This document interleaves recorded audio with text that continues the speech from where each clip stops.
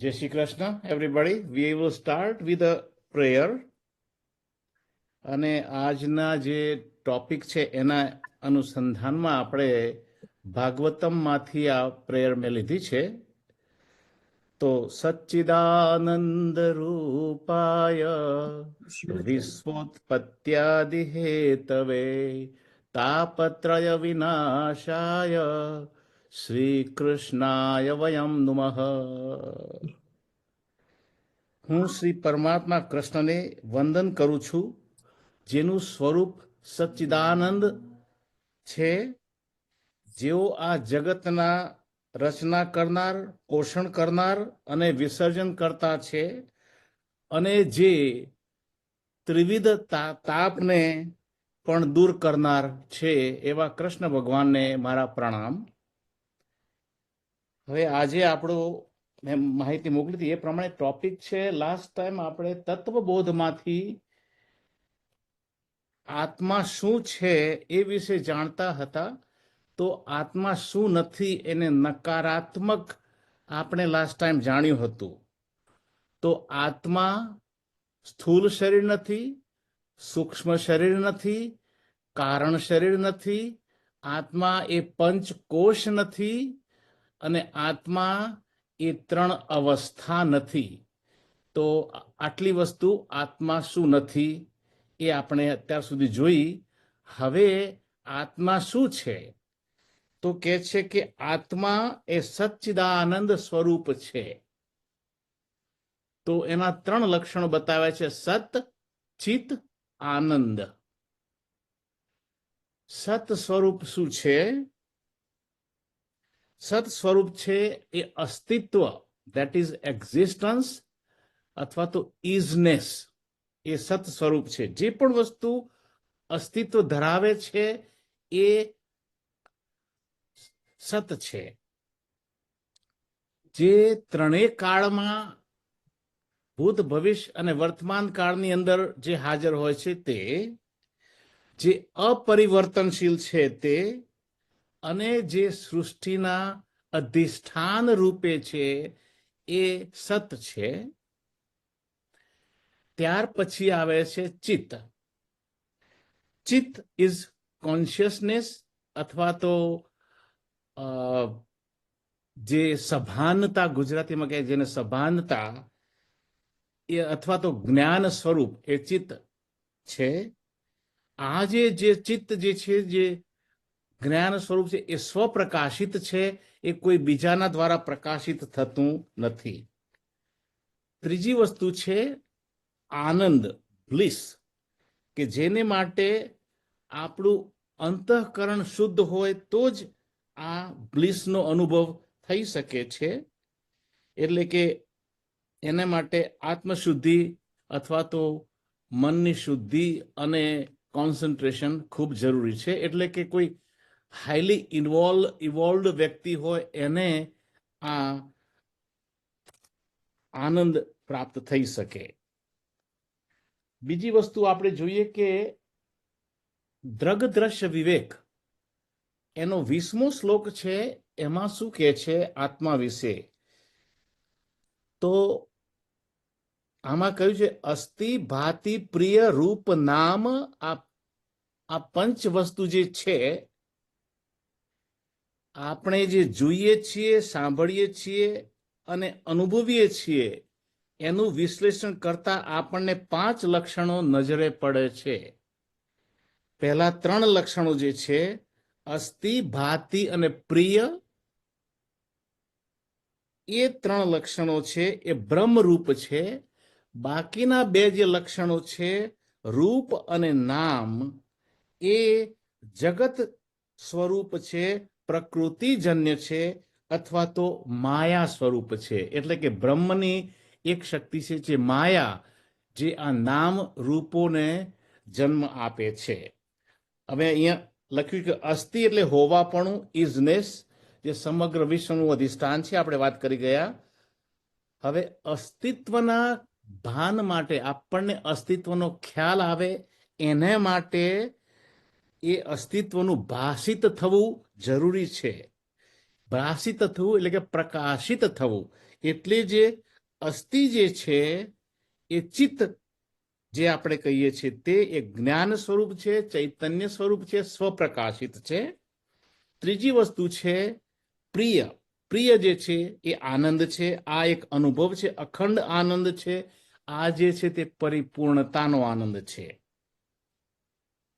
આપણને ઘણી વખતે કોઈ વિષય ભોગવતા હોય અને એમાં પણ આપણને આનંદ આવે છે, તો વેદાંત શું કહે છે કે તમને કે વિષયમાંથી પણ જે આનંદ મળે છે એ આનંદ ખરેખર તો આત્માનો આનંદ છે. પણ તમે જ્યારે વિષય મેળવો છો ત્યારે તમારું મન એકદમ કોન્સન્ટ્રેશન વાળું થઈ જાય છે અને મન એકદમ શુદ્ધ બની જાય છે એટલા સમય માટે. એટલે આપણને જે બ્રહ્મનો આનંદ એ શોર્ટ ટાઈમ માટે, પણ એ પરમાનન્ટ નથી રહેતો વિષય આનંદ. આ નામ રૂપ જે છે આપણે કહ્યું એ માયાને કારણે છે. એટલે વાસ્તવમાં સચ્ચિદાનંદ સ્વરૂપ એ શુદ્ધ ચૈતન્ય છે અને એની ઉપર જ્યારે માયાનો અધ્યાસ થાય, અધ્યારૂપ થાય, એટલે કે નામ રૂપનો એની ઉપર અધ્યારોપ થાય, સુપર ઇમ્પોઝિશન થાય, તો એને કારણે જગતની ઉત્પત્તિ થાય છે. એટલા માટે કહેવામાં આવ્યું છે કે બ્રહ્મ સત્ય જગત મિથ્યા, જીવો બ્રહ્મેવ નાપરહ. જગત એ સત્ય છે, બ્રહ્મ સત્ય છે, જગત એ મિથ્યા છે અને જીવાત્મા છે એની અંદર પણ બ્રહ્મ છે. આ જ વસ્તુને અહમ ઇદમ વિવેક કહે છે. અહમ જે છે હું એ સચ્ચિદાનંદ છે. ઇદમ આ બધું હું સિવાનું આ બધું જે આવે છે, આ બધુંમાં શું આવી જાય? શરીર આવી જાય, મન આવી જાય, બુદ્ધિ આવી જાય, જગતના બધા પદાર્થો આવી જાય. આ બધું એ બધું જ ઇદમમાં આવી જાય. એટલે કે એ સચ્ચિદાનંદ સ્વરૂપ નથી, એ પછી નામરૂપ સ્વરૂપ આવે છે. હવે વેદાંતના દાખલાઓ તો આપણને ખબર છે કે દોરડું અને સાપ બે દેખાય છે પણ વાસ્તવમાં એક જ છે. જે દોરડું છે એ સત્ય છે, સાપ છે એ માયાવી પ્રોજેક્શન છે. માટી અને ગળો, તો માટી છે સત્ય છે, સત છે. ગળો છે એ માયાનું નામરૂપ પ્રોજેક્શન છે. સોનું બંગડી, સોનું જે છે એ સત્ય છે, બંગડી છે એ મિથ્યા છે, માયાનું નામરૂપનું પ્રોજેક્શન છે. સમુદ્ર અને મોજું, સમુદ્ર છે એ સત છે, મોજું એ જ એનું પાણી પણ નામરૂપ વાળું એ છે. બ્રહ્મ એ સત્ય છે, જગત બે સમજાય છે પણ વાસ્તવમાં એક જ છે. હવે આપણે જે બ્રહ્મની વાત કરીએ, સચ્ચિદાનંદ સ્વરૂપની, એને આપણે બીજી રીતે જોઈએ તો એને ઇટ ઇઝ કોલ્ડ રિયલ આઈ, અથવા તો જીવાત્મા છે એ પણ ખરેખર તો બ્રહ્મ છે, પણ ધેટ ઇઝ અ રિલેટિવ આઈ. એટલે કે એ ઉપાધિગ્રસ્ત છે, શરીર મન બુદ્ધિની ઉપાધિથી એ છવાયેલો છે. એટલા માટે એ અશુદ્ધ બ્રહ્મ છે, એટલા માટે એને રિલેટિવ કહેવામાં આવે છે. રિયલ આઈ છે એને પારમાર્થિક હું કહેવામાં, પારમાર્થિક આઈ. રિલેટિવ જે છે જીવાત્માને છે એને વ્યવહારિક આઈ અથવા તો ટ્રાન્ઝેક્શનલ આઈ કહેવામાં આવે છે. રિયલ આઈ છે એ સત સ્વરૂપ છે. આ જે જીવાત્મા છે એ મિથ્યા સ્વરૂપ છે, કારણ કે એ બ્રહ્મની ઉપર અથવા તો આત્માની ઉપર શરીર મન બુદ્ધિ એનું અધ્યારોપ થયેલું છે. એટલા માટે so real I and relative I. Relative I છે એ આપણી જાગ્રત અવસ્થા છે, કે આપણા બધા જ કરણો કામ કરતા હોય ને આપણે જગત પણ દેખાય છે, શરીર મન બધું દેખાય છે, એ અવસ્થા છે. જે બ્રહ્મ છે કે જે પારમાર્થિક આઈ જે છે સચ્ચિદાનંદ સ્વરૂપ, એ આપણી કહે છે કે ડીપ સ્લીપની અવસ્થા. આપણે જ્યારે કમ્પ્લીટલી સ્લીપમાં હોઈએ છીએ તો આત્માના પ્રકાશ સિવાય બીજું કશું જ અસ્તિત્વ ધરાવતું નથી. અને એને કારણે સામે કોઈ પ્રકાશિત કરવા માટે જગત અથવા તો શરીર મન બુદ્ધિ રૂપી પદાર્થ નથી, એને કારણે ડીપ સ્લીપની અંદર આપણે શુદ્ધ આત્માનો આનંદ અનુભવી શકીએ છીએ. ત્યાર સિવાય એક ત્રીજો આઈ છે, એ પણ મેન્શન કરી દઉં. રિયલ આઈ, રિલેટિવ આઈ, અને ત્રીજું જે છે એ પ્રતિભાષિક આઈ. આપણે જ્યારે સ્વપ્ન અવસ્થામાં હોઈએ છીએ તો સ્વપ્ન અવસ્થામાં એ જે છે એ આખા જગતનું અને બાકીના બધાનું ઇલ્યુઝન, એક ભ્રમિક આઈ છે, એટલે કે પ્રતિભાષિક આઈ છે. એટલે આ ત્રણ આઈનું એક્ઝિસ્ટન્સ છે. એમાં real I is the only one આપણે સમજવાનું છે. એટલે એમ કે છે કે તમે જ્યારે બ્રહ્મ વિશેની ગેરસમજ થાય, બ્રહ્મ વિશેની અજ્ઞાનતા હોય તો આપણને જગત દેખાય છે, અને જગત વિશેનો સાચો ખ્યાલ આવે, જગત વિશેનું સાચું જ્ઞાન આપણને થાય તો એ બ્રહ્મ સ્વરૂપ છે. આવું શાસ્ત્રોનું કહેવું છે. એટલે આપણે અત્યાર સુધી આ આત્મા શું છે એની વાત પતાવી. હવે આપણે આપણા વિષય ઉપર જઈશું. તો આજનો જે વિષય છે, આપણે 17 સુધી લાસ્ટ ટાઈમ લીધા હતા, હવે 18 થી આપણે લેવાના બાકી છે. તો એ વખતે પણ જે થોડી કોન્ટ્રાડિક્ટરી વાત કરવામાં આવી હતી કે આપણે એક બે વસ્તુ એમાં જોઈ લઈએ. તો શું કહે છે કે પરમાત્મા, હવે આજે સચ્ચિદાનંદ સ્વરૂપની વાત કરી કે હું છે 14મા શ્લોકનું આપણને 13મા શ્લોકનું આપણે લઈ લઈએ. તો પરમાત્મા જે છે બધી બાજુએ હાથ પગ વાળા, બધી બાજુએ નેત્ર મસ્તક અને મુખો વાળા, તો બધી બાજુએ કાન વાળા છે. તો આ શું છે? પરમાત્માનું જે સ્વરૂપ છે એ એમ કહેવા માંગે છે કે આપણા બધા જ જે ઇન્દ્રિયો છે અથવા તો જગતની અંદર જે શક્તિ કાર્ય કરી છે, પરમાત્માની શક્તિ, એનું અહીંયા વાત કરવામાં આવ્યું છે. એટલે કે એ જે ક્ષેત્રજ્ઞ છે એ પરમાત્મા ક્ષેત્રજ્ઞની વાત કરવામાં આવી છે.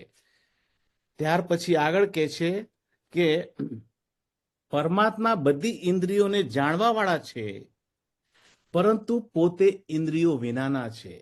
પરમાત્માની કોઈ ઇન્દ્રિયો નથી, પણ એ બધી ઇન્દ્રિયોને પ્રકાશિત કરવા વાળા એ પરમાત્મા છે. સૌનું ધારણ પોષણ કરવા વાળા પરમાત્મા છે. એ તો આપણે જેમ કહ્યું સચ્ચિદાનંદ, એ તો કે વિશ્વની ઉત્પત્તિ, મેન્ટેનન્સ અને લય એ બધું પરમાત્મા કરે છે, એટલે એ આવે છે.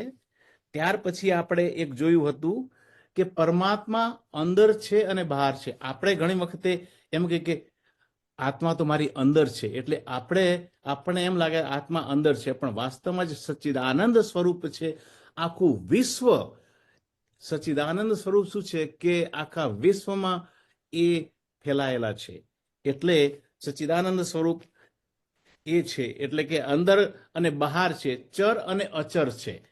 ચર અને અચર એટલે ચલિત અને અચલિત. હવે બધી જ જગ્યાએ હોય તો કોઈ જગ્યાએ એવી નથી કે પરમાત્મા સિવાયની છે, એટલે એને કંઈ ચાલવાનો સવાલ જ નથી થતો, કારણ કે ઇટ ઇઝ ઓલ પરવેડિંગ. એક વાત કરી છે. અને ત્યાર પછી છે, હા, પરમાત્મા વિભાગ રહિત હોવા છતાં સમસ્ત પ્રાણીઓની અંદર વિભક્ત રૂપે દેખાય છે.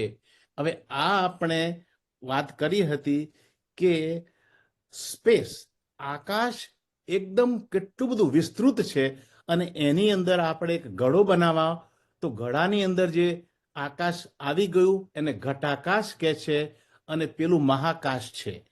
તો હવે એ ઘડાની અંદર જે આકાશ છે એ ઘડાથી કન્ડિશન્ડ થઈ ગયું, એને કારણે એને ઘટાકાશ કહેવામાં આવે છે. બાકી એ સમસ્ત આકાશનો જ ભાગ છે. એમ જે સચ્ચિદાનંદ છે એ ઓલ પરવેડિંગ છે, પણ એ જ્યારે આપણા શરીર મન બુદ્ધિ દ્વારા એનું આઈડેન્ટિફિકેશન થાય છે તો એને આપણે લિમિટેડ અથવા તો પરિચ્છિન્ન માની બેસીએ છીએ, પણ એ સચ્ચિદાનંદ સ્વરૂપનો જ એ ભાગ છે. હવે આવે છે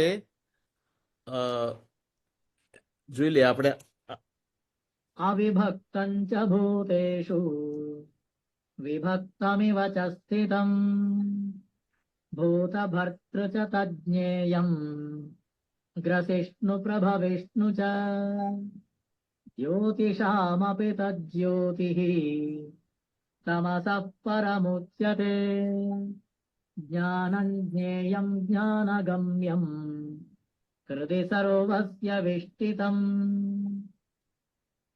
હવે 18મા શ્લોકથી આપણે ચાલુ કરી રહ્યા છીએ. શું કહે છે કે પરમાત્મા, હવે આ પરમાત્મા વિશે શરૂઆતમાં ભગવાને કહ્યું ક્ષેત્ર અને ક્ષેત્રજ્ઞ. ક્ષેત્ર એટલે શરીર, પછી કહ્યું કે એની અંદરનો આત્મા છે એ ક્ષેત્રજ્ઞ છે, અને ત્યાર પછી પરમાત્માએ એક સ્ટેટમેન્ટ કર્યું કે એ બધાનો ક્ષેત્રજ્ઞ પરમાત્મા પોતે છે, સચ્ચિદાનંદ સ્વરૂપ છે. તો આ બે ક્ષેત્ર અને ક્ષેત્રજ્ઞની જે છે એક થોડીક ક્લેરિફિકેશન કરવાની જરૂર છે. તો હું ફરી એકવાર એ કહી દઉં, જે આ ક્ષેત્રજ્ઞ જે છે એના વિવિધ નામો છે. પુરુષ, જીવાત્મા, ક્ષેત્રજ્ઞ, ભોક્તા, એ બધા સમાન અર્થો છે. પુરુષ, જીવાત્મા, ક્ષેત્રજ્ઞ અને ભોક્તા. પણ આ બધા જ કેવા છે? ઉપાધિગ્રસ્ત, યાને કે પરિચ્છિન્ન ચૈતન્ય છે, એટલે આત્મા છે. ઉપાધિ એટલે શું? શરીરની ઉપર, આપણે આત્માની ઉપર શરીર, મન, બુદ્ધિની ઉપાધિ. એટલા માટે જીવાત્મા એને ક્ષેત્રજ્ઞ કહેવામાં આવ્યું છે. હવે પુરુષની અંદર 22મા શ્લોકમાં આગળ આવશે, બે પુરુષના નિર્દેશન કરવામાં આવ્યું છે. પ્રથમ પુરુષ એ શુદ્ધ ચૈતન્ય, એ સચ્ચિદાનંદ સ્વરૂપ, એ પણ પુરુષનું વર્ણન આવે છે. જે અપરિચ્છિન્ન પરમાત્મા કે જે ચૈતન્ય, એ હાયર પુરુષનું વર્ણન છે. અને બીજું જે પુરુષ છે એ પરિચ્છિન્ન અથવા તો લિમિટેડ અથવા તો ઉપાધિગ્રસ્ત આત્મા છે, એ લોઅર પુરુષ તરીકે ગણવામાં આવે છે. આ બંને પુરુષ શરીરની અંદર વ્યક્ત થાય છે, એટલું જ કહેવાનો ભાવાર્થ છે. એટલે ઘણી વખત પુરુષની અંદર થોડુંક આપણને કન્ફ્યુઝન ન થાય. હવે અહીંયા જે પરમાત્મા જે વાત કરે છે આ શ્લોકની અંદર, એ શું કહે છે? તો એનો આપણે અર્થ વાંચીએ. અહીં તો ચોખ્ખું, તે પરબ્રહ્મ પરમાત્મા સંપૂર્ણ જ્યોતિના પણ જ્યોતિરૂપ છે. માયાજન્ય અંધકારથી અત્યંત પર કહેવાય છે. તે પરમાત્મા જ્ઞાન સ્વરૂપ છે, જાણવા યોગ્ય છે, અને તત્વજ્ઞાન વડે પ્રાપ્ત થાય છે, અને સૌના હૃદયમાં વિશેષ રૂપે વિરાજમાન છે. તો આ જે વાત કરી એ સચ્ચિદાનંદ સ્વરૂપની વાત કરી અહીંયા આગળ. અને એમાં શું કહેવા માંગે છે કે એક જે પ્રકાશ છે, આપણે જે પ્રકાશમાં આપણે વાત કરી રહ્યા છીએ, એ પ્રકાશ ધેટ ઇઝ એન ઓબ્જેક્ટ. આપણે જે પ્રકાશની એ અંતર પ્રકાશની વાત કરીએ છીએ એ સબ્જેક્ટની વાત કરી રહ્યા છીએ.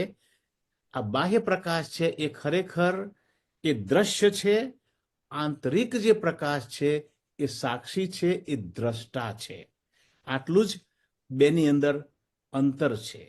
એટલે એક તો એ વસ્તુ આપણે વાત કરી લીધી. બીજી વસ્તુ શું છે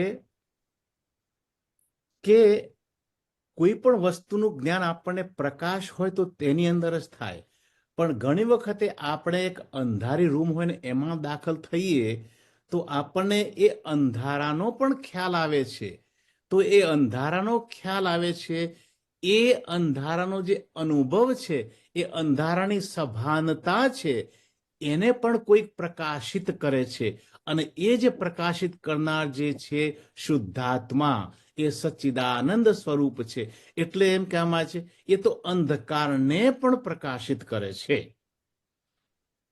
હવે આપણે જ્યાં પ્રકાશિતની વાત કરી એટલે તો આપણને એમ ખાસ કરીને આપણે આંખોનું આપણે જોઈએ.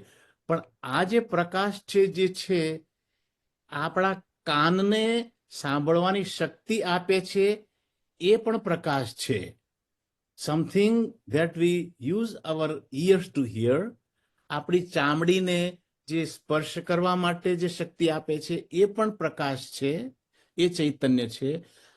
આપણા નાકને જે સૂંઘવા માટેની શક્તિ આપે છે એ પણ પ્રકાશ છે, અને આપણી જીભને ટેસ્ટ કરવા માટે જે આપે છે શક્તિ એ પણ પ્રકાશ છે. એટલે આ જે જ્યોતિ પ્રકાશની વાત અહીંયા આપણે કરી રહ્યા છીએ એ ટૂંકમાં, એટલે આ જે પુરુષ જે છે એ સચ્ચિદાનંદ સ્વરૂપ પુરુષની આપણે અહીંયા વાત કરી રહ્યા છીએ. અને પછી એટલે હવે એ અંતમાં શું કહે છે કે એ જ આત્મા છે, જ્ઞાન છે અને જ્ઞેય છે. જ્ઞેય એનો અર્થ બીજો કે એ પુરુષ છે. જ્ઞેય એટલે પુરુષ, અથવા તો અહીંયા ક્ષેત્રજ્ઞ, એ એટલે કે તે પોતે જ્ઞાન ગમ્ય છે. આ વસ્તુ જ્ઞાનથી જ મેળવી શકાય એમ છે. અને અંતમાં એમ કે છે કે આ જે છે એ સર્વના હૃદયની અંદર સ્થિત છે. હવે આ જે આપણે જે વાત કરી છે, આપણે જે શરીરની અંદર જે આપણું હૃદય છે એની વાત નથી કરતા. આપણે જે વાત કરીએ છીએ એ પ્યોર કોન્શિયસનેસ.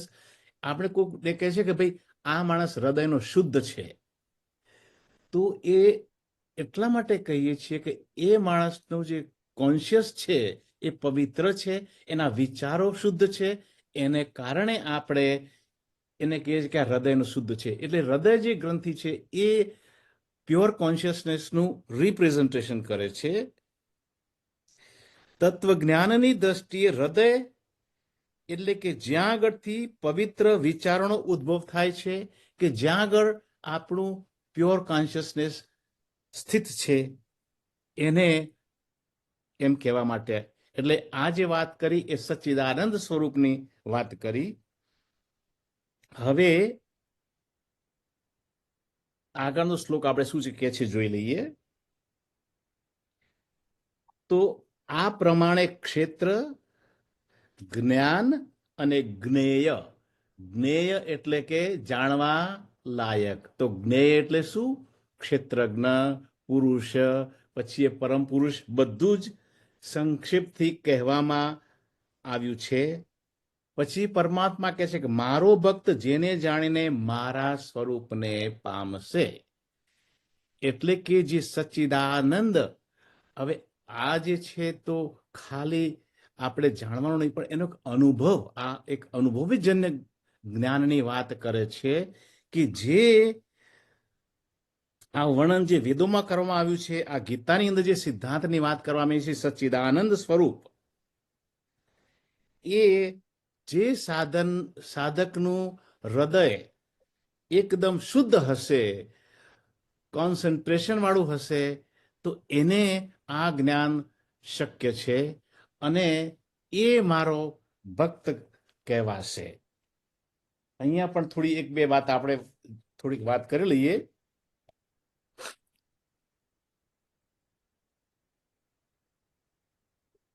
તો ક્ષેત્ર અને ક્ષેત્રજ્ઞ બંનેનું જે યથાર્થ જ્ઞાન થાય, એના દ્વારા જ સત્યનું દર્શન થાય છે. અને વાસ્તવમાં તો ભક્તિ જ આપણને, એટલે કે શ્રદ્ધા, આ જ્ઞાન મેળવવાની યોગ્યતા પ્રદાન કરે છે. કારણ કે ભક્તિના લક્ષણો શું છે? એકાગ્રતા અને વિશુદ્ધ મન, એ ભક્તિનું લક્ષણ છે, અને એને કારણે જ આ જ્ઞાન મેળવવું શક્ય છે.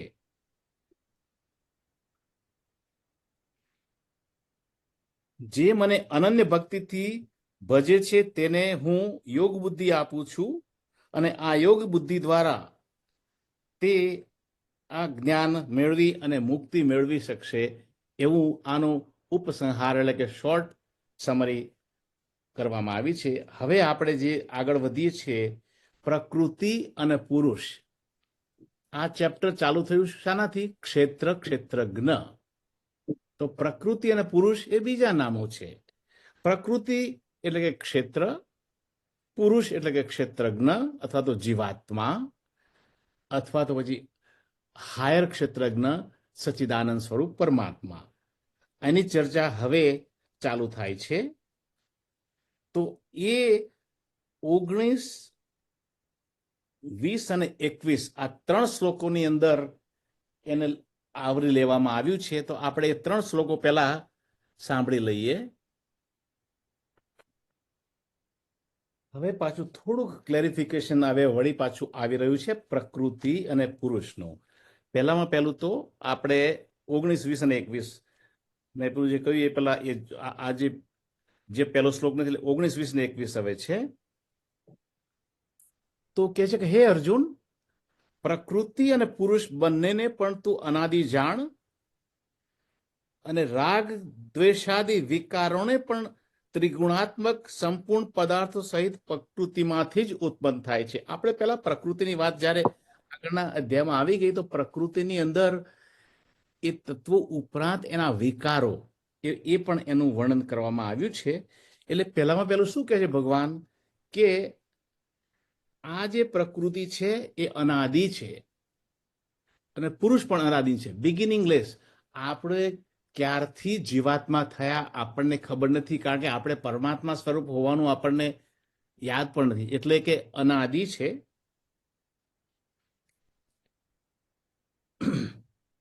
પરંતુ પ્રકૃતિ અને પુરુષ બંને જુદા છે. હવે એ પ્રકૃતિની અંદર જે વિકારો છે એ પણ પ્રકૃતિજન્ય છે. તો 24 તત્વો આપણે પહેલા જોઈ ગયા છે. હવે વિકારો કેવા છે? આપણે આગળ જોયું તેમ ઈચ્છા, દ્વેષ, સુખ, દુઃખ, ચેતના, ધૈર્ય, આ બધા જે વિચારો જે છે એ મન અને બુદ્ધિના જે વિકારો છે એ પણ પ્રકૃતિની આગળ અંદર આવી જાય છે. તો હવે આ પુરુષ અને પ્રકૃતિ આપણા જીવનની અંદર શું ભાગ ભજવે છે, એનો રોલ શું છે, એ વિશે જાણીએ. તો એક તો કર્તા ભાવ અને ભોગતા ભાવ. તો કર્તા ભાવ કોણ કરે છે? તો પ્રકૃતિ જે છે એ કર્તા ભાવ, કારણ કે પ્રકૃતિ તો શરીર, મન, બુદ્ધિ છે. એટલે શરીર અને એના સાધનો, ઇન્સ્ટ્રુમેન્ટ્સ, એ કર્મ કરે છે. એટલે કે જીવાત્માની અંદર એક કર્તા ભાવ પેદા કરે છે. હવે એ કર્તા ભાવ થયો. હવે એ જે કર્મો થાય છે એની ભોગવણી કોણ કરે છે? તો ભોગવણી માટે સૂક્ષ્મ શરીરની જરૂર પડે. હવે એટલે એ પુરુષ અનુભવ કરે છે. એટલે કે પ્રકૃતિ વાતાવરણ સર્જન કરે છે, અને આ પ્રકૃતિની અંદર અહીંયા એમ કહેવામાં આવ્યું છે કે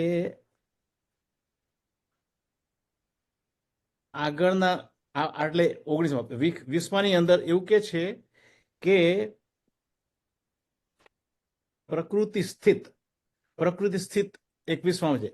તો આ પ્રકૃતિ જે છે, ભૌતિક શરીર અને ઇન્દ્રિયો છે, એની અંદર બેઠેલો પ્રકૃતિ સ્થિત, તો એની અંદર બેઠેલો પુરુષ એટલે કે આત્મા એ ભોગવણી કરે છે, અથવા તો એ ભોક્તૃત્વ પેદા કરે છે.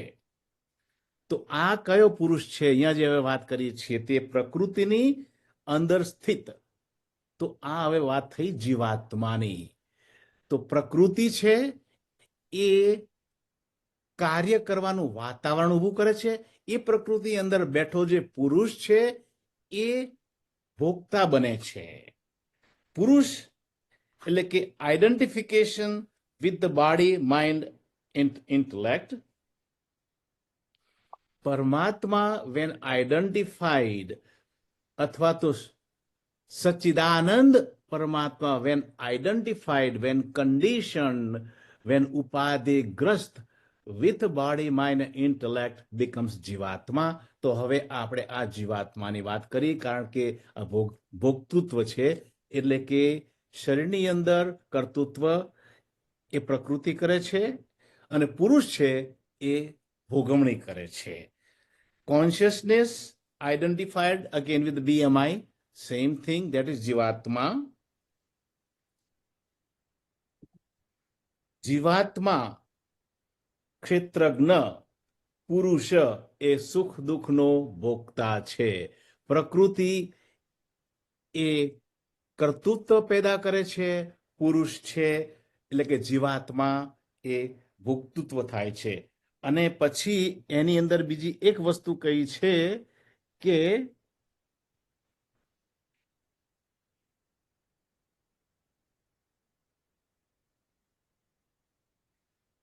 પ્રકૃતિ સ્થિત પુરુષ પ્રકૃતિથી ઉત્પન્ન થતા ત્રિગુણાત્મક પદાર્થોને ભોગવે છે અને આ ગુણોમાં આસક્ત થઈને આ પુરુષ સારી અથવા ખરાબ યોનિની અંદર જન્મ લે છે. એટલે અહીંયા હવે થોડોક કર્મનો સિદ્ધાંત આવી જશે, પણ જીવાત્મા જે છે એ પ્રકૃતિના ગુણોના સંયોગથી, પ્રકૃતિ આખું 14મું ચેપ્ટર છે એ પ્રકૃતિ, એના 3 ગુણોની વાત આવશે એટલે એ વખત થોડી વધારે ક્લેરિફિકેશન છે. પણ સત્વ, રજસ અને તમસ ગુણો એને કારણે જે પ્રકૃતિના ગુણો છે અને એ ગુણોથી સંયોગથી જે જીવાત્મા જે પ્રમાણે કામ કરે છે એ પ્રમાણે સારી નરસી યોનિમાં જન્મ મળે છે. હવે જે તમસ છે એટલે કે બિલકુલ સત્વ, રજસ અને તમસ, બિલકુલ અજ્ઞાનતા. હવે એ જે અજ્ઞાનતા છે એ આપણી અજ્ઞાનતા, તમસના કારણે, અજ્ઞાનતાના કારણે આપણે શરીર, મન, બુદ્ધિની અંદર આસક્ત થઈએ છીએ. કારણ કે જીવાત્મા એને ભોગવવું છે સુખ, આનંદ, તો એને માટે અત્યારે જે સાધનો જે અવેલેબલ છે શરીર, મન, બુદ્ધિ, તો એ સાધનો દ્વારા પણ ઇગ્નોરન્સના કારણે એ પોતાની જાતને સાચું ન જાણવાથી એ જીવનની એટલે કે કાર્ય કરતા થઈ જાય છે અને એ શરીર, મન, બુદ્ધિને હું સમજે છે because of the wrong identification, એને એકત્ર નથી લાગતું, પણ બધા જુદા આત્માઓ લાગે છે. એને કારણે હરીફાઈ થાય છે અને એને કારણે એના જે કર્મો છે એ બધા કર્મો કેવા છે તો આસક્તિવાળા છે, અથવા તો એ કર્મો છે એ કામનાવાળા કર્મો છે, અથવા તો એને કે એટલે કે એ જે કર્મો છે એ કર્મોને કારણે એ બંધનમાં પડે છે. હવે એનાથી વિરુદ્ધ જે છે, જે સત્વ પ્રકૃતિવાળો જે છે એ જ્ઞાની માણસ છે, એ પોતાને જાણે છે કે હું શુદ્ધાત્મા છું અને જ્ઞાન દ્વારા એ જાણે છે કે શરીર, મન, બુદ્ધિ એ તો ખાલી મારા કરણો છે, હું પોતે. એટલે એ જે એ જ્ઞાન લેવલ પહોંચી ગયો છે એને એક જાતની પરિપૂર્ણતાનો અનુભવ થાય છે. એટલે કે એના જીવનમાં કશું જ ખૂટતું નથી. એટલે એના જે બધા કર્મો છે એ નિસ્વાર્થ ભાવે હોય છે. અજ્ઞાનીના કર્મો સ્વાર્થજન્ય હોય છે અને એ સ્વાર્થજન્ય કર્મો શું કરે છે કે બીજી વાસનાઓ મૂકી જાય છે અને એ વાસનાઓને કારણે એને નીચ યોનિની અંદર જન્મ લેવો પડે છે. જ્યારે આ જે શુદ્ધ ભાવે સાત્વિક મનથી જે કર્મો કરે છે એ એની વાસનાનું વિરેચન કરે છે. અને આ કેવી રીતના બને છે તો વિવેક અને વૈરાગ્ય આમાં બહુ જ રોલ ભજવે છે. કે જે જ્ઞાની છે એ કમ્પ્લીટલી અને વિવેક છે, એ સાચું ખોટું છૂટું પાડી શકે છે, ખોટાનો ત્યાગ કરી શકે છે અને સાચાને પકડી રાખી શકે છે. એટલા માટે એ કહે છે કે જ્ઞાની છે એની જીવનમાં ઉન્નતિ થાય છે, જે અજ્ઞાની છે એને અધોગતિ માર્ગે જાય છે. હવે એમ કહેવાય છે કે પુરુષ અથવા તો હ્યુમન લાઈફ, મનુષ્ય જન્મ એ એક જ એવો જન્મ છે કે જેની અંદર તમે પરમાત્માએ જે આપણને હાઈએસ્ટ એક ઇક્વિપમેન્ટ આપ્યું છે જેને વિવેક બુદ્ધિ કહેવામાં આવે છે. વિવેક બુદ્ધિ દ્વારા જીવાત્મા પોતે નીચલી કક્ષામાં જવાનું અવોઇડ કરી અને પોતાની ઉર્ધ્વ ગતિ કરી શકે. એટલે ટૂંકમાં એ જે પ્રકૃતિજન્ય કાર્યો થાય છે હું મારી જાતને અધોગતિ અથવા તો ઉર્ધ્વગતિ માટે જવાબદાર છું અને મારી એ સંપૂર્ણ સ્વતંત્રતા છે. આને માટે શું જરૂર છે? તો વિચારો. કેવી જાતના વિચારો છે? વાણી અને વર્તન. એટલે ટૂંકમાં જે પુરુષ ઈચ્છે છે એના કર્મો દ્વારા એ પ્રમાણે આવતા જન્મમાં પ્રકૃતિ એને માટે એવું વાતાવરણ સર્જી અને એ ટાઈપની યોનિમાં જન્મ આપે છે. આટલું એ કહેવા માંગે છે. કે કહેવાનો ભાવાર્થ શું છે? કે આપણે જ આપણી પ્રગતિ કરી શકીએ, આપણે જ આપણી અધોગતિ કરી શકીએ. અને એને માટે પરમાત્માએ આ અધ્યાયના શરૂઆતના મિડલ ભાગની અંદર જે જ્ઞાની છે એના 20 લક્ષણો બતાવ્યા. તો જીવાત્મા જે છે એ આ 20 લક્ષણો છે એને અનુરૂપ જીવન જીવે તો જીવનમાં એની ઉર્ધ્વગતિ થઈ શકે. એનાથી વિરુદ્ધ પણ બતાવ્યા છે લક્ષણો, કે એનાથી જો વિરુદ્ધ લક્ષણોમાં એ પ્રવૃત્ત થઈ અથવા તો એનાથી વિરુદ્ધ વેલ્યુમાં એ પુરવાઈને કામ કરે તો એની અધોગતિ પણ એ પોતાની જાતે જ નોતરે છે. આટલું જ અહીંયા કહેવા માંગે છે. હવે આપણે આગળ જતા થોડુંક પાછું એક આવે છે 22 નંબરનો છે, ખૂબ અગત્યનો છે. તો આપણે એ પણ હવે જોઈ લઈએ કે 22 નંબરમાં શું કહે છે. સાક્ષીરૂપ અનુમોદન કરનાર ભરતા ભોગતા અને મહેશ્વર સ્વરૂપથી આ શરીરમાં વિદ્યમાન આત્માને જ પરમાત્મા પણ કહેવામાં. એટલે આત્મા અને પરમાત્માનું અહીંયા આગળ સંબંધ બતાવ્યો છે કે આત્મા પરમાત્માનો સંબંધ આ 22માં અંદર બતાવ્યો છે. એ કહે છે કે આ દેહમાં રહેલ પરમ પુરુષ સચ્ચિદાનંદ સ્વરૂપ પરમ પુરુષ ઉપદ્રષ્ટા અનુમંતા ભરતા ભોગતા મહેશ્વર તથા પરમેશ્વર કહેવાય છે. તો આ જીવનની ઉર્ધ્વ ગતિ માણસ કેવી રીતના કરી શકે?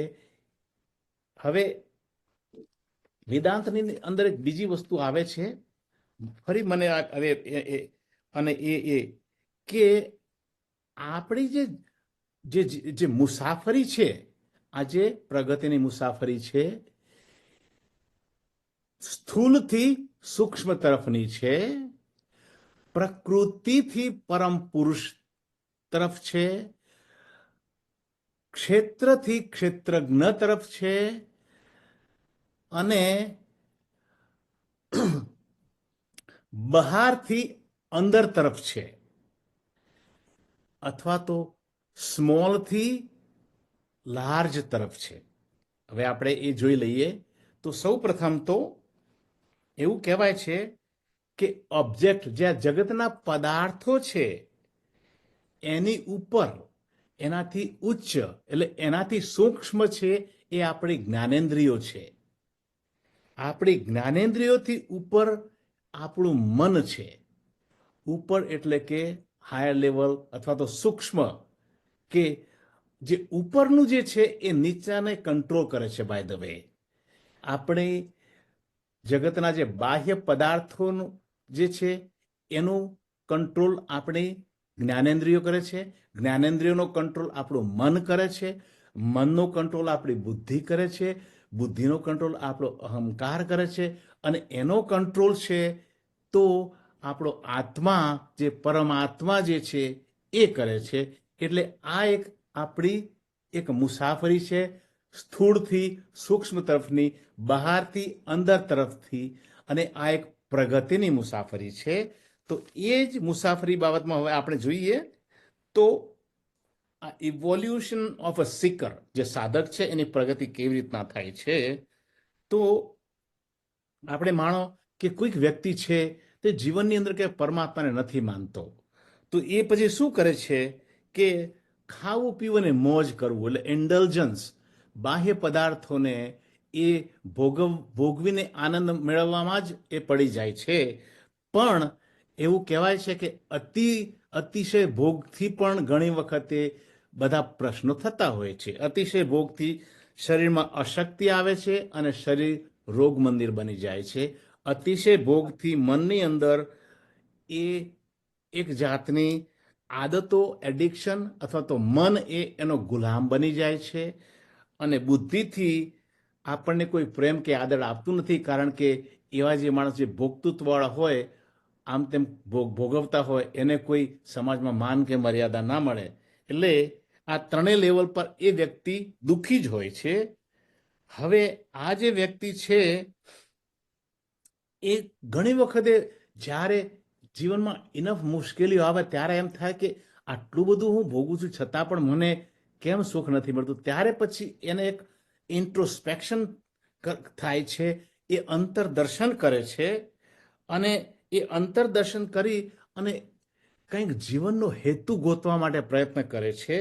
અને એવા સમયે એ પોતે ખરેખર તો દ્રવિત થઈ ગયો હોય છે, બરાબર તાપ એને આ બધું ત્રિવિધ ત્રાપથી એ ત્રાસી ગયો હોય છે.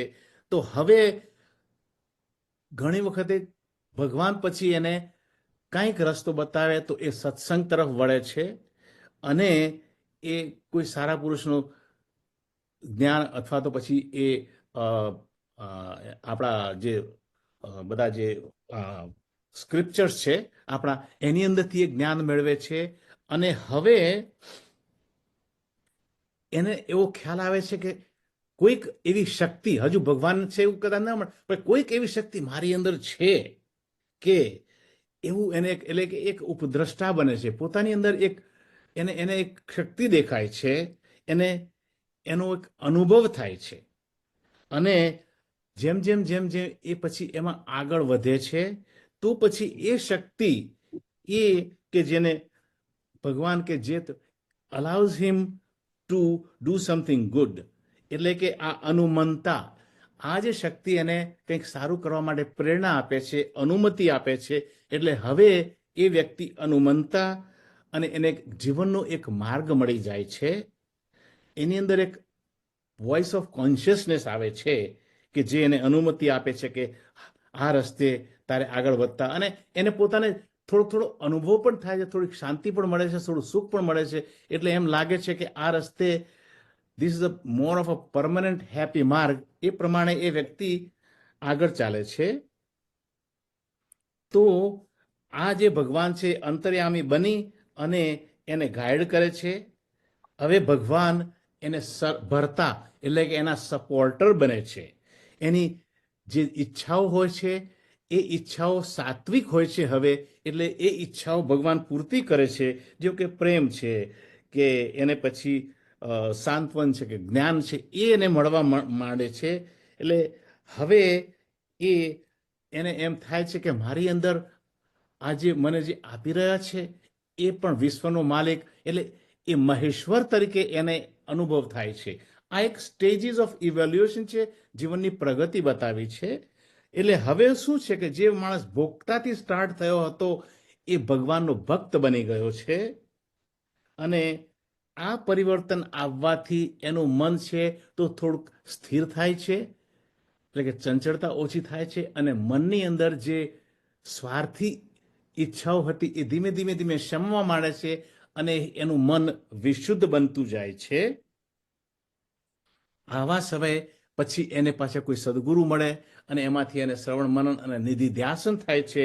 તો ખરેખર પછી એ વખતે આટલું બધું એ જાણ્યા પછી છેવટે એને ખ્યાલ આવે છે કે you your self are the પરમાત્મા. આવો એને એક જીવનની અંદર એક અંદરથી ભાવ થાય છે, એક અંદરથી અનુભવ થાય છે કે હિમસેલ્ફ ઇઝ પરમાત્મા, દેટ ઇઝ ધ પરમ તત્વ which is nothing but himself. તો આટલા સુધીની આ જે પ્રગતિ છે એ આ શ્લોકની અંદર બતાવવામાં આવી છે. અને ત્યાર પછી શું થાય છે એ પછી 24માની અંદર આપણે જોઈએ. य एवं वेत्ति पुरुषं प्रकृतिं च गुणैः सह सर्वथा वर्तमानोऽपि न स भूयोऽभिजायते.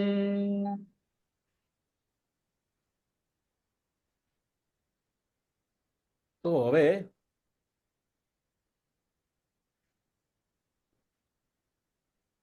જે મનુષ્ય આ રીતે પુરુષ એટલે કે હવે વાત છે પરમ પુરુષ શુદ્ધાત્મા સચ્ચિદાનંદ સ્વરૂપ એને જાણે છે,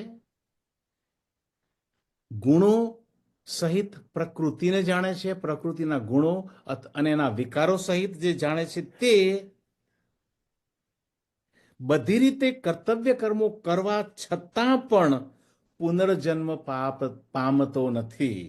એટલે આખી જે આ વાત કહી હવે એ કે આ સંન્યાસી જે આપણે વાત કરીએ છીએ એ અકર્તા બને, એ કરતા છે ભલે, પણ એ જે કરતા એને શરીર મન બુદ્ધિ ભાવે એ પોતાની જાતને પરમાત્મા સ્વરૂપે ઓળખે છે. એટલે કે હવે એને કોઈ જાતના કર્મો બાંધતા નથી અને એનાથી એને પુનર્જન્મ થતો નથી. એટલે કે આ જ્ઞાન પછી જે જીવનમાં ગમે તે કરતો હોય પરંતુ જન્મ મરણથી પર થઈ જાય છે. તો અજ્ઞાન અને જ્ઞાનની અંદર શું ફરક છે? તો અજ્ઞાન જે વસ્તુ છે કે બાહ્ય જગતના પદાર્થો, એ પદાર્થો સાથેનો આપણો જે સંપર્ક છે જ્યારે અજ્ઞાનતા દ્વારા થાય છે, અજ્ઞાનતા એટલે કે આપણે આપણી જાતને આત્મા ન સમજતા શરીર મન બુદ્ધિ એમ માનીને આપણે જ્યારે વર્તતા હોઈએ છીએ ત્યારે આપણી અંદર અમુક જાતના સંસ્કારો અને વાસનાઓ ઉત્પન્ન થાય છે અને એ એક્યુમ્યુલેશન થાય છે. આ વાસનાઓની અભિવ્યક્તિ માટે સારું અથવા તો દુઃખદ યોનિઓની અંદર વારંવાર આપણો જન્મ થાય છે. એટલે કે અજ્ઞાની હોય તો એ વાસનાઓ ભેગી કરે છે, જે હોય સંચિત એની અંદર પણ થોડી ઉમેરે છે. જ્ઞાની હોય તો એ જ્યારે સચ્ચિદાનંદ લેવલ પર પહોંચી જાય છે અથવા તો ત્રિગુણાતીત અવસ્થા જેને આપણે કહીએ છીએ તે અવસ્થાએ પહોંચી જાય છે ત્યારે એની પરિસ્થિતિ શું હોય છે કે એના બધા જ જે કર્મો છે એ કર્મો અકર્મ બની જાય છે. કારણ કે એ દેહાત્મ ભાવે હવે કશું જ કરતો નથી. એ બધા જ જે કર્મો છે એ પરમાત્માની ભક્તિ રૂપે, પરમાત્મા અર્થે, પરમાત્મા પ્રીત્યર્થે અને પરમાત્માને સમર્પણ ભાવે કરતો હોય છે. એટલે એના જે કર્મો છે એ કર્મો એને બંધન કરતા નથી અને એ જ્ઞાની પુરુષ જન્મ મરણના ચક્રમાંથી બચી જાય છે.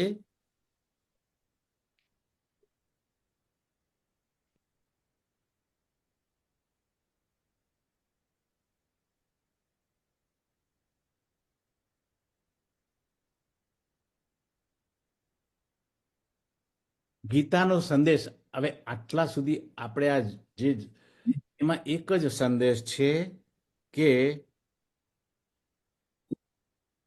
આત્મજ્ઞાન માટેના માર્ગો છે. તો એના માટે પુરુષ, ક્ષેત્રજ્ઞ અથવા તો જ્ઞેય કે જે જાણવા જેવું છે એક, અને પ્રકૃતિ ક્ષેત્ર આ વિશેનું સંપૂર્ણ જ્ઞાન થઈ જાય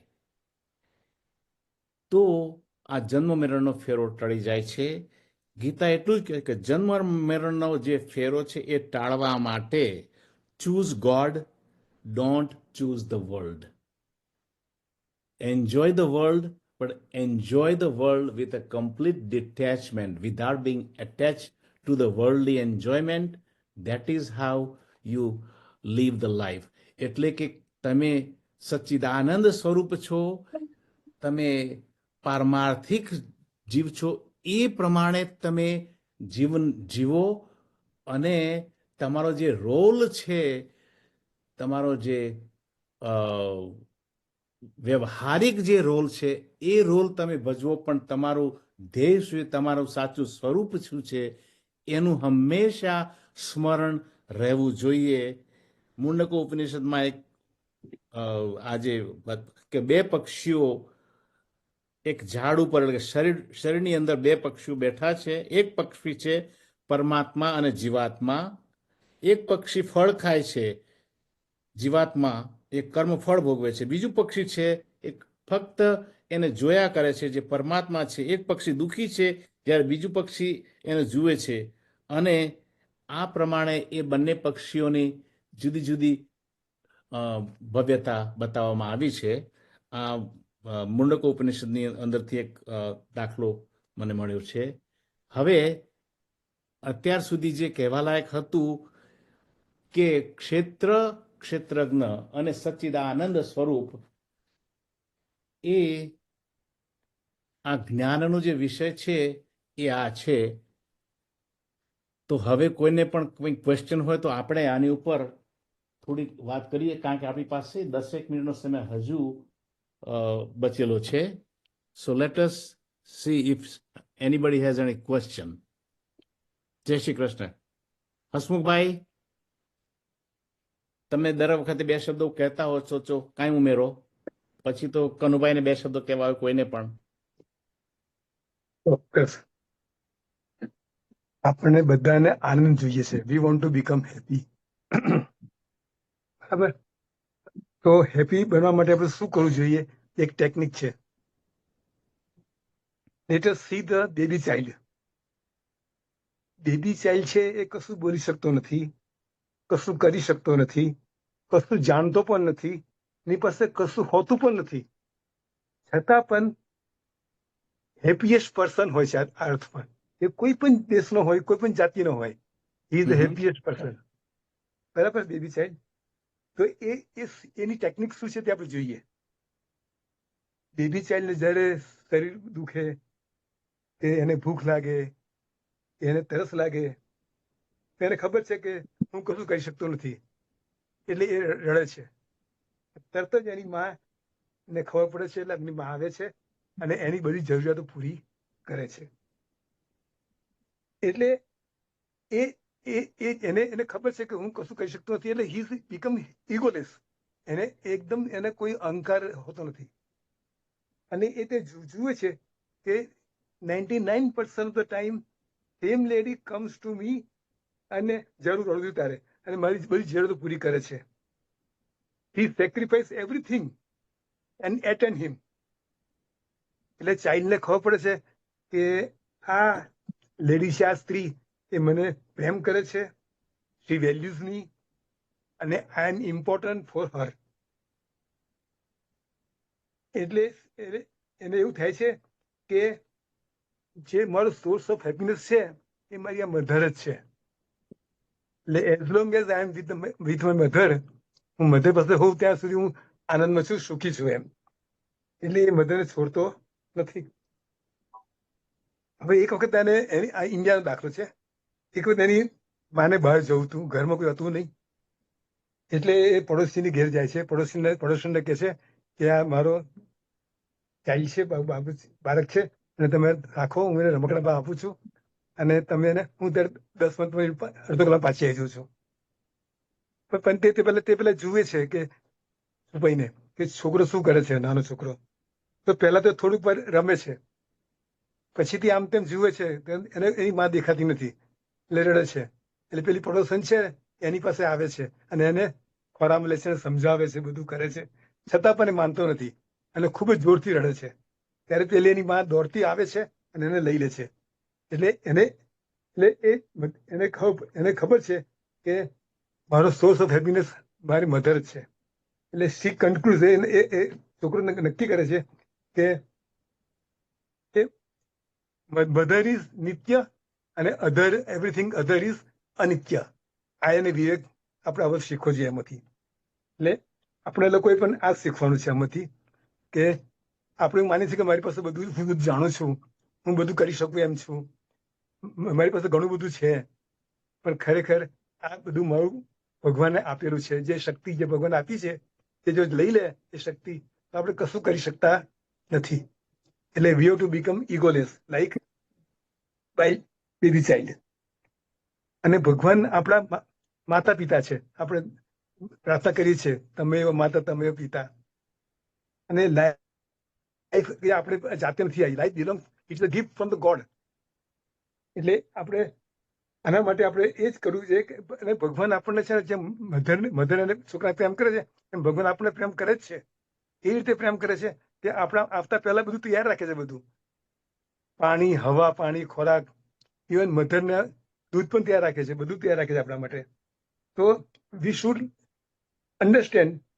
અને આપણે આપણો સંબંધ આ રીતે બાંધી શકીએ છીએ ભગવાન જોડે. અને જો એ ન હોય, જે ભગવાનની શક્તિ જતી રહે તો આપણે કશું કરી શકતા જ નથી. એટલે વી હેવ ટુ બીકમ ઇગોલેસ. અને આ રીતે આપણે જો બેબી ચાઇલ્ડની જેમ જેની ટેકનિક અપનાવીએ તો આપણને ચોક્કસ ભગવાન દોડતા દોડતા આપણી પાસે આવે અને આપણને ખોરામ બેસાડે. એટલે main thing is we have to become egoless. આપણે કોઈ જાતનો અહંકાર કે અભિમાન કરવાની જરૂર નથી. જય શ્રી કૃષ્ણ. જય શ્રી કૃષ્ણ. Beautifully said. એટલે ઇગોલેસ તમે જે વાત કરી ને, ઈગો ઇઝ આઈડેન્ટિફિકેશન. આપણે સાચું આઈડેન્ટિફિકેશન થવું જોઈએ કે હું ખરેખર હું કોણ છું. Basically this is what we are looking for. Who am I? હું એમ રાઈટ. અને એ જન્મો જન્મનું આપણને આ એક તાદાત્મ્ય જે પેલું એક એ મિક્સઅપ થઈ ગયેલું છે ને. વિવેક શું છે? એ જ્ઞાન દ્વારા છૂટું પાડવું. વિવેક એટલે છૂટું પાડવું. બેઝિકલી વિવેક મીન્સ છૂટું પાડવું, ટુ સેપરેટ ધ ટુ. પુરુષ અને પ્રકૃતિ, આત્મા અનાત્મા, આ બેને છૂટા પાડવા એ જ વિવેક છે. અને એ છૂટા પાડ એ ભેગા થઈ ગયેલા છે, એની ખોટી ઓળખ છે, એ અહંકાર છે. હું મારી જાતને શરીર, મન, બુદ્ધિ માનું છું, દેટ ઇઝ અહંકાર. તમે કહ્યું કે યા we have to become the egoless. પણ એને માટે આપણે બધું આ જે પ્રયત્ન એ ચાલે છે. અને એ જુદા જુદા જુદા જુદા આપણે એનો એક્ઝામ્પલ સાથે આપણે હમણાં પેલું દ્રગ દ્રશ્ય વિવેકમાં આપણે જેમ કહ્યું તેમ કે એકદમ સ્થૂળથી સૂક્ષ્મ સુધી કે આત્માની ઉપર કશું જ નથી, આત્માથી હાયર કશું જ નથી. આપણે ક્યાંથી સ્ટાર્ટ કર્યું? તો પદાર્થોથી, ઓબ્જેક્ટ્સ ઓફ ધ વર્લ્ડથી ચાલુ કર્યું. એને કોણ જીવે? આપણે જ્ઞાનેન્દ્રિયો. જ્ઞાનેન્દ્રિયોને જોવાવાળું મન છે, મનને જોવાવાળી બુદ્ધિ છે, બુદ્ધિને આ બધાને ઉપર હું કોણ કરે? તો એ અહંકાર કરે છે. પણ એની પણ ઉપર જે છે આત્માને, આત્માની ઉપર કશું જ નથી. સો હુ વી આર, જે હાઈએસ્ટ જે છે આપણે, તે આપણે છીએ. And that is what we are trying to learn is to know who we are. પણ હજુ આપણને એ હજુ ફિક્સ થાય, જ્યાં સુધી કન્વિક્શન થઈ જાય, એ જાતનું આપણને પેલું કે છે કે આ જે બંધન એટલું બધું ફિક્સ થઈ ગયેલું છે ને કે એ કાઢવું બહુ અઘરું છે. પણ યુ રાઈટ કે that is a egoless state without the ego.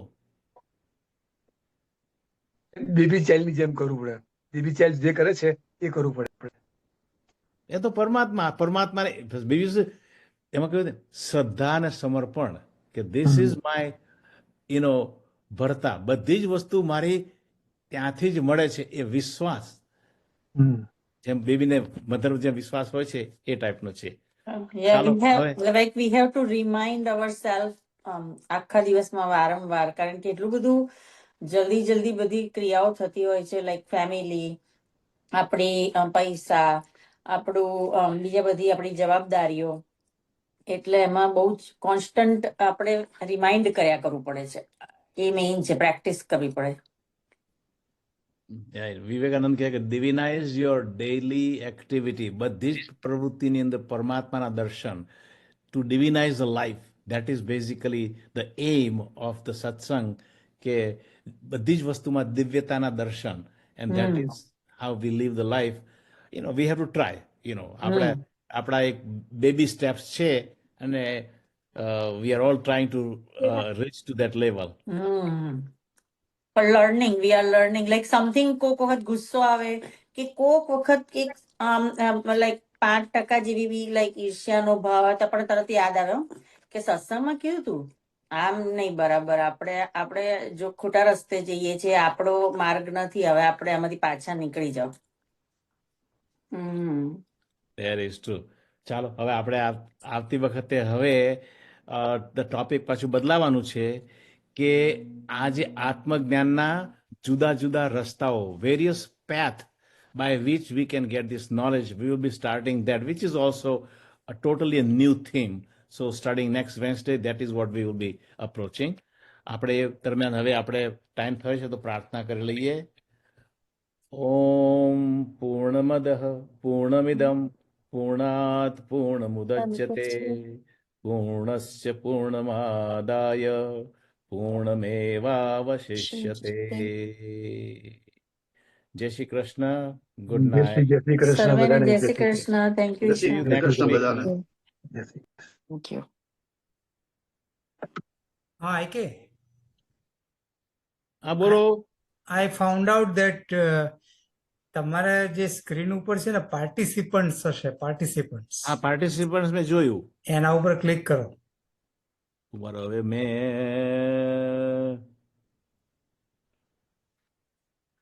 પાછું મેં પેલું એ દબાઈ દીધું છે ને લીવ ધ મીટિંગ એ દબાઈ દીધું છે એટલે હવે પાછું Oh, sign in okay. કરવું પડશે હવે. Sign But I if send you the text message, Ishwarbhai. Next time- Google માંથી શોધીને તમને ટેક્સ્ટ મેસેજ માં મોકલાઈ. હા નેક્સ્ટ ટાઈમ મને જરા કરી મૂકી દેજો હા ને. મોકલી દીધા તમને મેં. Okay alright. તો હું ચેક કરી લઉં છું. ઓકે જોજો તમને ફાવે તો. Yeah. ઓલરાઈટ. જય શ્રી કૃષ્ણ. જય શ્રી કૃષ્ણ. જય શ્રી કૃષ્ણ. જય શ્રી કૃષ્ણ. ઓ મળી ગયું મને. હા હા, હવે એમ ક્લિક કરશો ને બરાબર. એટલે પેલું એ